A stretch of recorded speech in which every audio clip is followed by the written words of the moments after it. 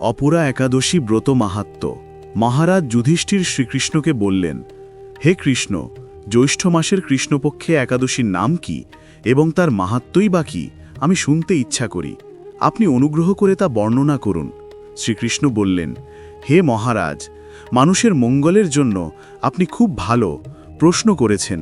বহু পুণ্য প্রদানকারী, মহাপাপ বিনাশকারী ও পুত্রদানকারী এই একাদশী অপরা নামে খ্যাত। এই ব্রত পালনকারী ব্যক্তি জগতে প্রসিদ্ধি লাভ করে। ব্রহ্মহত্যা, গোহত্যা, ভ্রূণ হত্যা, পরনিন্দা, পরস্ত্রীগমন, মিথ্যা ভাষণ প্রভৃতি গুরুতর পাপ এই ব্রত পালনে নষ্ট হয়ে যায়।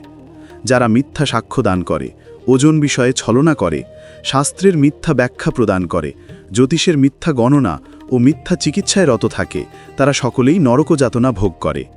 এ সমস্ত ব্যক্তিরাও যদি এই ব্রত পালন করে তবে তারা সমস্ত পাপ থেকে মুক্ত হয়। ক্ষত্রিয় যদি স্বধর্ম ত্যাগ করে যুদ্ধক্ষেত্র থেকে পালিয়ে যায় তবে সে ঘোরতর নরকগামী হয়, কিন্তু সেও এই ব্রত পালনে মুক্ত হয়ে স্বর্গগতি লাভ করে।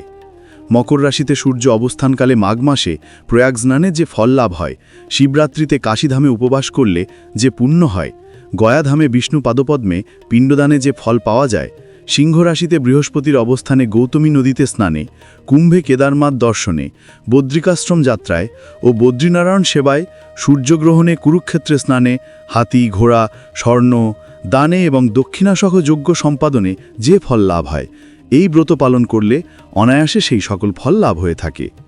এই অপরাব্রত পাপরূপ বৃক্ষের কুঠার স্বরূপ, পাপরূপ কাষ্ঠের দাবাগ্নির মতো, পাপরূপ অন্ধকারের সূর্য সদৃশ এবং পাপ হস্তির সিংহস্বরূপ।